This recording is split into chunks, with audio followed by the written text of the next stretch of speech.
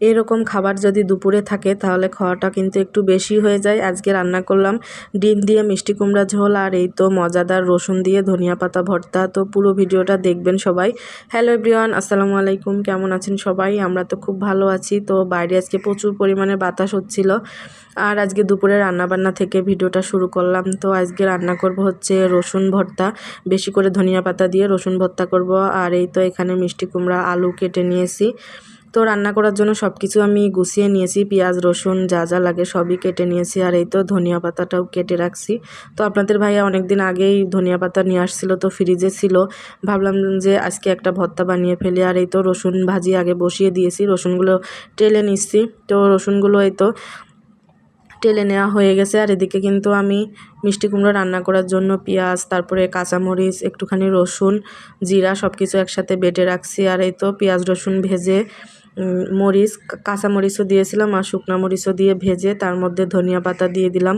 তো একটুখানি ভেজে নিব, তাহলে হচ্ছে ধনিয়া পাতার একটা কাঁচা গন্ধটা চলে যাবে, মানে পানি পানি যে ভাবটা ওইটা হবে না ভর্তায়।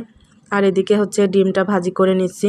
তো ডিমটা ফাটিয়ে নিলাম ভালো করে, হচ্ছে যে মশলাটা আমি বেটে রাখছিলাম একটুখানি ওই মশলা দিয়ে ডিমটা ভেজে নিলাম। তারপরে এই তো এখানে কুমড়ার বড়িও ভেজে নিচ্ছি। তো কুমড়ার বড়ি খেতে কিন্তু আমাদের পরিবারের আমরা সবাই খুবই পছন্দ করি। আর কুমড়ার বড়ি হচ্ছে প্রত্যেকবার আমার মাই পাঠায়। তো এবার আমার মা অসুস্থতার কারণে কুমড়ার বড়ি দিতে পারে নাই।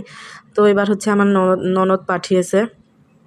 তো আর অল্প কিছুটা আছে, আর 2-1 দিন রান্না করলে শেষ হয়ে যাবে। তো মিষ্টি কুমড়াটা এই তো দিয়ে দিলাম। মিষ্টি কুমড়া রান্নাটা আমি হচ্ছে বসিয়ে এর ফাঁকে হচ্ছে রসুনগুলা ছিলে নিলাম। আর এদিকে আমার ছেলে হচ্ছে শুধু জুতা নিয়ে খেলা করে। এই র্যাকের যতগুলো জুতা আছে ও পরবে, ওর বাবার জুতা, আমার জুতা, ওর বোনের জুতা। এখন হচ্ছে আমার জুতা পরার চেষ্টা করতেছে কিন্তু পরতে পারতেছে না। তো ছেলের সাথে একটু কথা বলে আবার রান্না করতে চলে আসলাম। মিষ্টি কুমড়ো কষানোর জন্য পানি দিয়ে দিলাম। আর এই তো আমি কিন্তু পাটায় বেটে ভর্তাটাও করে নিলাম। ভর্তাটা কিন্তু অনেক বেশি মজা হয়েছিল খেতে। তো রসুন ভর্তা কে কে পছন্দ করেন অবশ্যই জানাবেন। আমার কাছে তো খুবই ভালো লাগে, কিন্তু আলসেমি করে আসলে বানানো হয় না, কারণ রসুন ছিলতে কিন্তু অনেক সময় লাগে। আর এদিকে আমি ভর্তাটা উঠিয়ে রেখে পাটায় একটুখানি ভাত মেখে খেয়ে নিচ্ছি। পাটায় ভাত মেখে খেতে কিন্তু খুবই ভালো লাগে। তো তারপরে এই তো পাটাটা ধুয়ে আমি তুলে রাখলাম। আর এদিকে হচ্ছে আমার মিষ্টি কুমড়োটা কষানো হয়ে গেছে, এবার ঝোলের পানি দিয়ে দিলাম।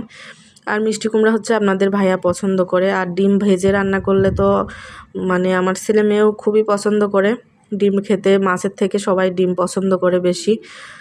তো এই তো তরকারি রান্নাটা হয়ে গেল। এবার হচ্ছে আমি রান্নাবান্না শেষ করলাম। তো এখন হচ্ছে যাব রুমে, ছেলে মেয়ে কী করতেছে ওটা দেখতে। তো আজকে দুপুরে রান্না করলাম এই তো রসুন ভর্তা ধনিয়া পাতা দিয়ে, আর হচ্ছে ডিম দিয়ে মিষ্টি কুমড়ার ঝোল, ডিম কুমড়ার বড়ি এগুলা দিয়ে। আর এই তো ভাত বসিয়েছিলাম, ভাত তো হয়ে গেছে। আর এই যে ছেলে মেয়ে খেলা করে শুধু বালিশ নিয়ে ঘর বানিয়ে খেলা করতেছে। তারপরে চলে আসলাম বেলকনিতে, কিছু গাছ লাগিয়েছিলাম, তো গাছে এখন পানি দিয়ে দিব। পানি দিয়ে তারপরে আমি গোসল করে দুপুরের খাবারটা খেয়ে নিব। তো এই ছিল আজকের ভিডিও। কেমন লাগলো অবশ্যই জানাবেন। সবাই ভালো থাকবেন। আল্লাহ হাফেজ।